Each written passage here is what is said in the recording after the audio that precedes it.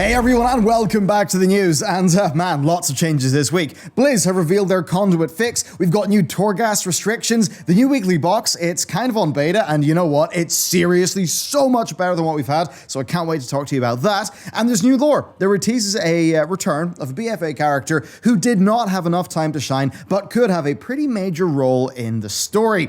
And also, it's the last day of the month, the day that this video goes up. So yeah, last day to get the Patreon rewards. That's the Warlock class pin, the Tyrann and Oak art, and of course all the rest, including the big nice chunky sticker. And to tease next month's, well, that starts tomorrow, and expect, well, it's Monk month, so expect the Monk pin, related art, and a dragon bookmark that I'm particularly excited about. And yeah, you'll see, patrons, thank you. You will see the things that are happening because of your support in the next few days, because that job listing is something that, I mean, I've recorded it. We're just actually going through the hoops of putting it live on our website and doing all that. But yeah, you'll see a video announcing it, and it's the one that I talked about in the vlog more recently with you guys. Anyway, that's that. Let's get into the Warcraft news. Alright, so to kick off the news, we've got to start with Covenant swapping, because it's actually on the beta now. And it's kind of interesting. Basically, right, let's just say you are in a Covenant, you want to swap to a new one. Well, you'll actually just go to the Covenant you want to swap to, and through your conversations with them, you are asked 3 different times whether you want to actually leave your current Covenant and move over. And that basically means there's essentially no barrier to leaving your current Covenant and joining a new one, bar a few confirmation windows. Now, that is just that process. It is a little bit different, though, if you want to rejoin a Covenant that you have been a member of in the past. But right now, even that doesn't seem overly difficult, with it basically just being one quest that you do to get back in. So it's not massively punishing, but that certainly is a little bit of an inconvenience that you would have to deal with if you were swapping around regularly. Now, the only other thing to keep in mind is that all of the previous progress in a Covenant is saved. So if you fill up the first 4 levels of your Renown bar in Night Fae, then you join the Kyrians, stay there for 2 weeks, and head back to the Night Fae, all your Night Fae like progress will still be there. However, it's not really something you're going to want to do. You will want to stick to one Covenant for the Renown progression. And it's not just the Renown progression, it's also the Covenant Sanctum progression. So all of your transport network updates, if you're a Night Fae, say the Queen's Conservatory upgrades, and also the fact that as you go through your Renown, well, that is unlocking more things for you, be it the cosmetics or the things that are actually more useful to player power, like, say, upgrading your Soulbinds. So basically, it's that sort of thing where it in some ways it feels a little bit like, you know, back in Legion being like, which one of my artifact weapons do I want to power up? I mean, it's actually, no, it's totally different to that, but you kind of get my point, right? You want to focus on one, at least initially, so that you can get to sort of maximum effectiveness with that Covenant kind of up front. Because if you put a bunch of Renown into one Covenant, and then a bunch into another, and then a bunch into another, and then return, you won't be really far along any of them, and those Covenants actually do have tangible benefits that you really will want to have. So that's basically what's going on there, and that's the system it seems like Blizzard wants to roll with. So I guess with that information, I would like to hear, what do you think about Covenant swapping now that you've seen at least a version of how it works on beta? And then while we're on that topic, of course, there is the Conduit change. Now, this is a big one. Whenever I interviewed Ian, like, the Conduits were one of the main gameplay things I wanted to ask him, and he basically defended the whole system. He defended there being a scarcity and the friction, and how, yeah, they essentially did want them to be destroyed whenever you swap them. Now, that changed by the time Preach had his conversation with Ian, and now we know what the new system is like. And I would say 2 steps forward, a step and a half backwards is maybe where we're at, because while we do see some good changes, we also see, I think, some very trademark Blizzard things where Blizzard are very focused on one particular aspect that they see as a problem that really, I think, players just don't give a toss about, and I think it could be holding us back a little bit. So the good news is, Conduits are no longer destructible items. They are something that you unlock on a permanent basis. You unlock them like a library, okay? Almost like the essences. Now, they do have sort of increasing power levels, right? As the sort of item level of the content that you're doing increases, you'll get stronger and stronger versions of the Conduits. But that's basically it. Conduits, they're in a library. You can just wang them into your Soulbinds, and there you go. Just that, you can only respec a Soulbind once every week with these. That is a bit interesting, because let's just say you want to use the same Soulbind for PvE and PvP, or for raiding and Mythic Plus. Unfortunately, if you were to want to have a slightly different Conduit build for PvP and Mythic Plus, even though you were still wanting to use the same Soulbind, then tough luck. You can only respec once a week. That's how the system is going to be. Blizzard's intent is that you create 3 bespoke loadouts, right? You know, each one of your Soulbinds, that basically each one of those is set up in a way that you want, and then depending on the content you want to do, be it healing, tanking, DPS on a hybrid character, or whatever different types of content, that instead of wanting to customize any one Soulbind, you'll just swap between the 3 of them. Now, here's what I'll say. For the vast majority of players, that's going to work out just fine, right? And they won't really care that they're being slightly unoptimal, and I suppose they will certainly just benefit from not having that nasty feeling of, oh, I want to swap my Conduit out, but if I do, it'll get destroyed, and that feels bad, like I've wasted my time. So that is fixed, and that's a really good thing. However, there are some players who are going to have more concerns here. Now, look, there are situations where, especially with some of the new Conduits we've seen Blizzard add, where those Conduits, like, they change your Covenant class ability. Now, here's the thing, especially like with the Mage Mirrors one for the Venthyr that we covered in our video. Now, here's your issue.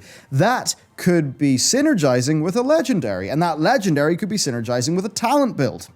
So you're in this situation where you can pretty granularly control most aspects of that chain. You know, what Legendary you've got equipped, what talents you've got, but then you just have this 1 week timer if you want to use a particular Soulbind and then whatever Conduits you want within that one. So basically that's what's going on.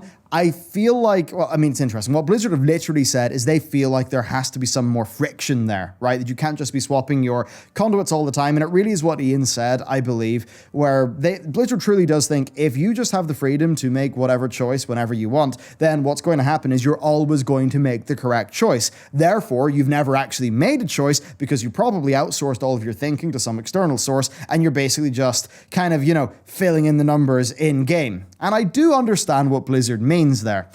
But, and as much as I think that on paper, like, is a game design problem, at the end of the day, there are just realities of doing an MMO with competitive elements in it. But also, for me, it's just the baby in the bathwater thing. I have to wonder if that lockdown on customization of one's character, if that does create the friction that Blizzard wants, but perhaps at a cost that is larger than Blizzard really thinks it will be.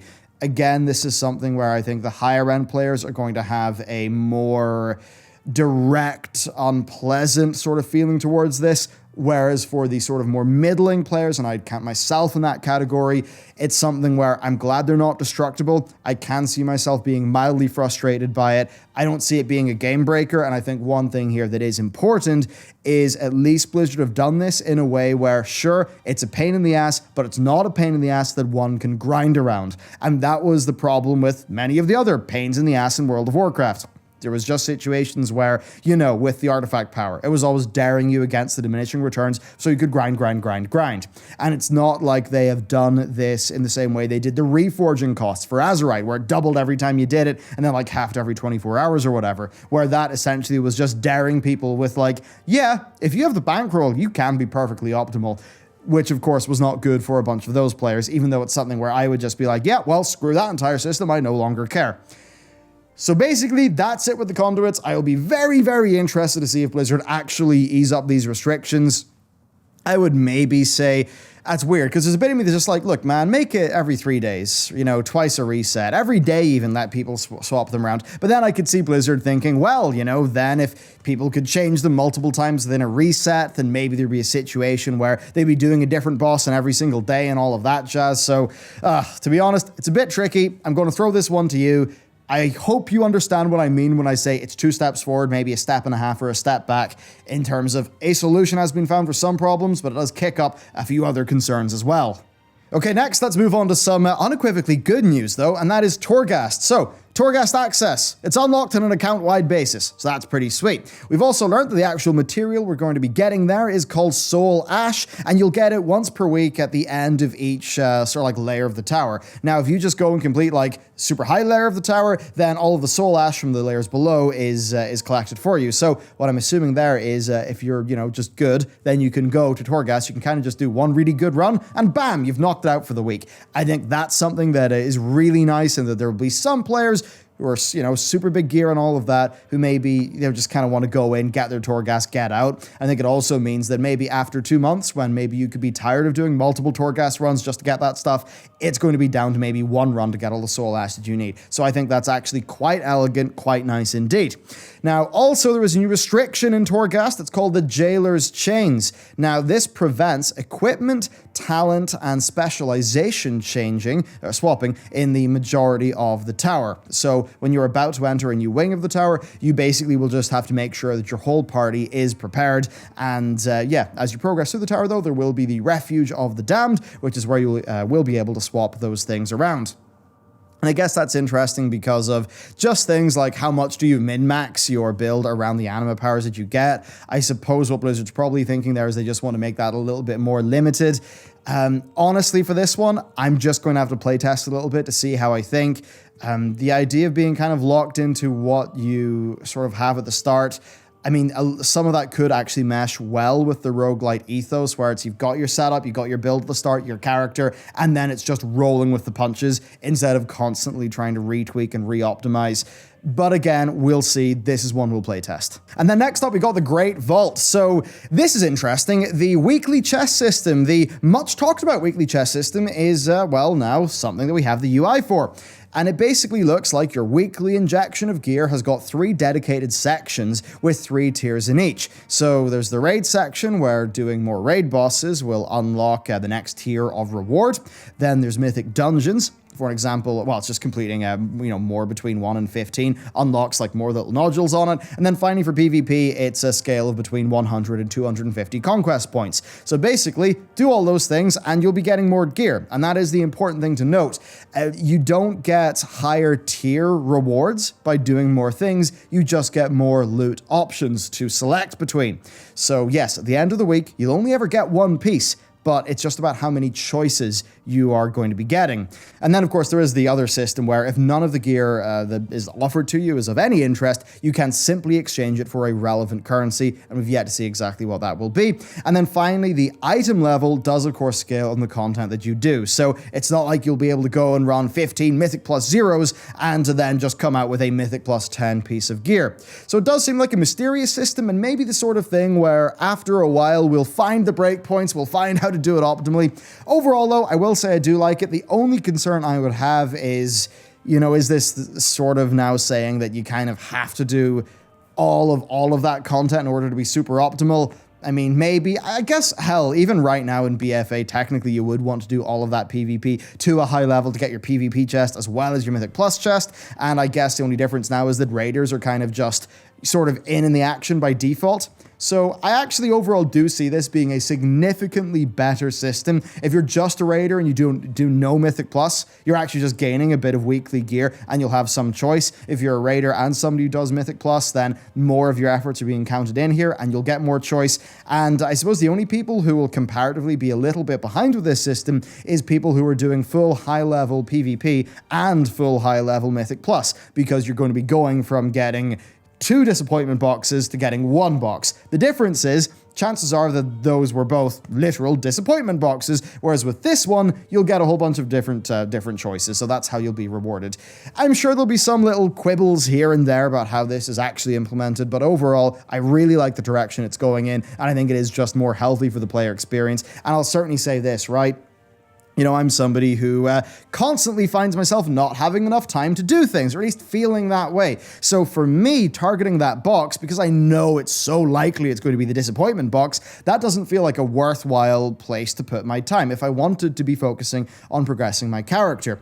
However, in this Shadowlands system, I'm like, well, if I just do a few raid bosses, do some Mythic Plus, I'll actually have a whole bunch of choice. That feels way better to me, and at least for me, I think it'll be more motivating, and that's certainly something that Blizzard, I imagine, will be pleased to hear if more of the player base is kind of echoing that sentiment.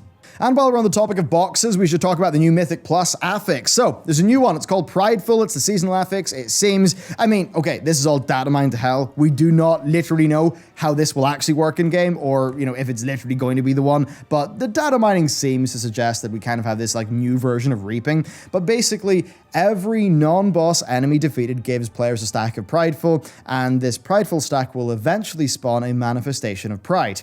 Now, Prideful lasts for 20 seconds, and we're not quite sure if you need to meet like a threshold of stacks or just how its timer works to spawn that manifestation, but suffice to say, that is a mechanic, and works similarly enough to Reaper, so basically players will have to be conscious of like just how their stacks are doing as they go through the dungeon, and that will add in just some routing and like pacing concerns, things to think about. Now, there is another part of this where it seems to be a castable thing by enemies that absorb stacks of Pride from players to increase their health and damage by 100, or well, health by 100% and damage by 25%. And then there's another side to this called Belligerent Boast, where the manifestation actually explodes on death, dealing huge damage, and it says to everything in 8 yards.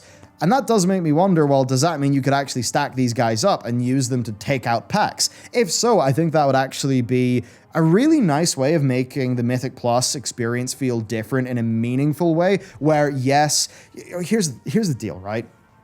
Sometimes the affixes just feel like, what way am I just going to be slapped about this week?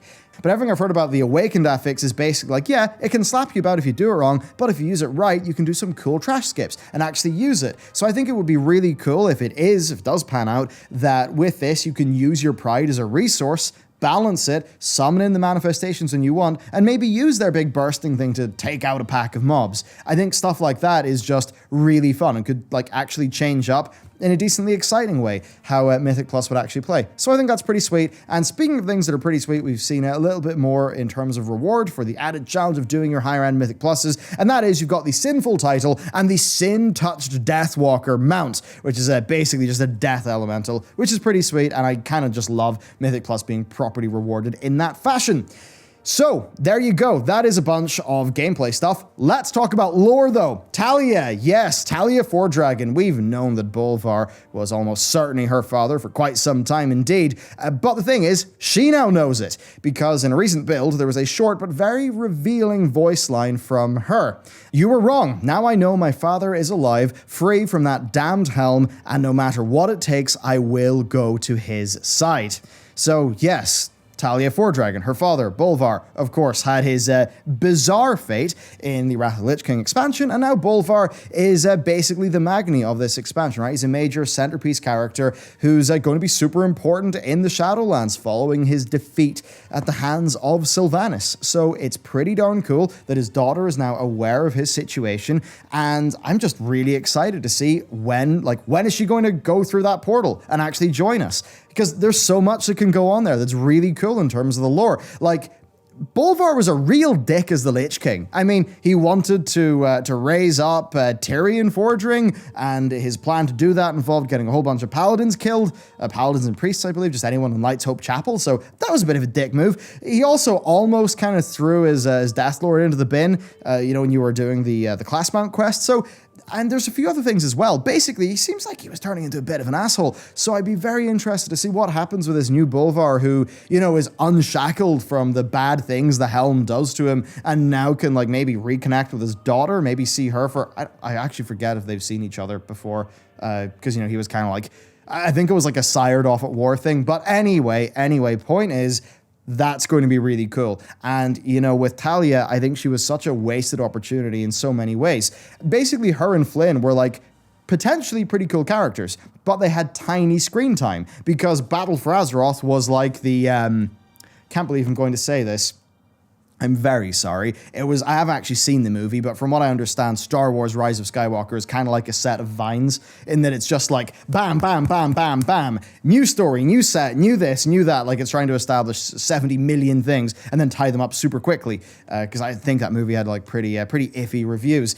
I haven't watched it, but point is that at least I get that impression of BFA, right? Where it was hey, do you want the politics of this country, and then do you want the old god stuff and the faction war stuff, but not that much of the faction war stuff. Also, there's this subplot and that subplot, and it just kind of meant that these characters that we sort of leveled up with, they just got a little bit sort of dispensed with, right? There just wasn't enough of them. So actually seeing characters like Flynn, who of course is carried forward in the Shadows Rising novel, so that's pretty good. And then he's also carried forward in the Exploring the Eastern Kingdoms book Christy Golden's doing, that's coming out in October, so that's pretty cool. Talia actually continuing into the story, Zekan also continuing a bit more into the story. I think all those things are actually good, and it is a bit funny that the post-BFA period is actually when a whole bunch of BFA established characters could actually shine, because BFA was just so concerned with giving us, you know, Naga stuff, faction war, big Naga stuff, old god stuff, and just doing it so quickly that none of it had any time to sort of rest and to ruminate. So yeah, pretty cool we're actually seeing them do that in terms of the lore, and I'd love to know if there's any other characters that you really feel like just need to get back into the story somehow. Next up, we've got perhaps a new policy from Blizzard that could be resulting in bans. So somebody called Nargo EUW posted a 1-day ban notice. Now, the infringement was about advertising boosts. Now, advertising boosts is super common both in trade chat and also in the group finder, which is what it seems this was about. Now, traditional gold boosts are considered okay because it's not a cash paid service, it's paid with gold. But this is, I think, the first ban of its type to be made public, so it could be that Blizzard are changing policy or that this was a mistake by CS. But I have to wonder, do Blizzard just take the position that the group finder is for finding groups and it's not for advertising paid services, even if it is in gold? And in that, I think we all can agree that these gold boosts, you know, obviously people buy them. What does that mean? It means it does serve a purpose in the economy of the game, and I have to imagine a few of those are also paid with tokens, which Blizzard probably doesn't mind. So I think that's fine, doing a gold boost. Fair enough. If you've got a service, you want to offer that in the market to other people, absolutely fantastic. But I think that we've all ran out of patience for the methods of advertising used for those gold boosts, right? People want to open up the group finder and see groups they can go into, not groups they can pay for. So overall, I think this is probably a good policy change. But that said, rather than just sort of dump bans on people, I think Blizzard should ideally make some form of public post to say, hey, by the way, in future, we understand you've been doing this, but it's no longer what we think this tool should be used for. Therefore, from this date, we'll be applying this rule. I think that would be the ideal way to do this. That would leave no room for ambiguity. Oh, and before we move on to classic stuff, there are two fun items in beta I forgot to mention. So, the regurgitated carrion wings will launch you into the air, and the hearty dragon plume gives you slow fall for 45 seconds, and used together, yeah, that means you can get a version of that sort of flying around a zone feel that we've got in past expansions, and certainly in the likes of Revendreth, that would be super handy. And that reminds me, of course, of, you know, the combos like the Falling Flame, then you moved into Warlords of Draenor, there was a version of it too. You get Aviana's Feather, the Rock Brule thingy, and the Emerald Winds in Legion, which was super powerful for like a week. Then it got nerfed into Oblivion, but still going to the top of the big tower in Suramar or High Mountain and just flying about the whole place was super cool. So I actually like how Blizzard, how they're going to be doing that. And then to top us off, we've got obviously cool stuff going on in Classic because the first Anchorage War effort was completed in just 14 hours over on Sulphurous US, and it was mostly done by a guild called Grizzly from Reddit, who supplied a rather staggering 98% of the war resources, so well done to them. Now, further to that, the Scarab Lord quest chain now only needs one run of BWL after next week's reset, and that will basically mean the resources are in, the 5 days required for the resources to get to Silithus are counting down right now, and there's only one reset between, like now and, the Scarab Lord getting into the raid. So it could all be done in a tight 7 days, which would be 12 days faster than the record set in vanilla itself. Now, most servers are hot on the heels of Sulphurous, though, basically all but the smallest players are going to have their gates open within 14 days. A pretty cool situation seeing it all happen again, though, and once that gong is struck, of course, every other player will have just 10 hours to make their way down to Silithus to actually get Scarab Lord for themselves, and hopefully this time around, the server stability will hold up. Now, that said, if you want to learn more about this and how it actually played out, guess what? We did a full-length special on it, so if you just want to know what the crack was, what the quest line was, all the intricate things players had to do, and I guess are doing right now, you can check out our video on that. But yes, always cool to keep up on Classic, and really with that, it's just Nax, and then I guess TBC being announced at some stage. Probably would have been announced at BlizzCon, but obviously there's not going to be a BlizzCon. Anyway, that is it for the World of Warcraft news for this week. I hope you enjoyed it. There certainly was a lot to talk about. And you know what? Lots of nice things. Blizzard actually, yes, I know it was 2 steps forward, 1.5 steps back, but hey, they at least listened and the discussion is happening, which is nicer, nicer than it has been in the past. So I think that's pretty good, and certainly lots of food for thought. And it's kind of funny how, Blizzard's talk of the enhanced choice we're going to be getting with the weekly chest, just how much more real it feels now that we actually have a UI for it. I guess it's just that sort of thing where you can really visualize how you would engage with that system. I certainly have found it to be like that. And now that I can visualize how I'd engage with that system and things like the renown bar, yeah, I'm continuing to feel pretty good about this expansion. Anyway, that is it for me. Thank you very much for watching today's video, and with that said, I will see you next time.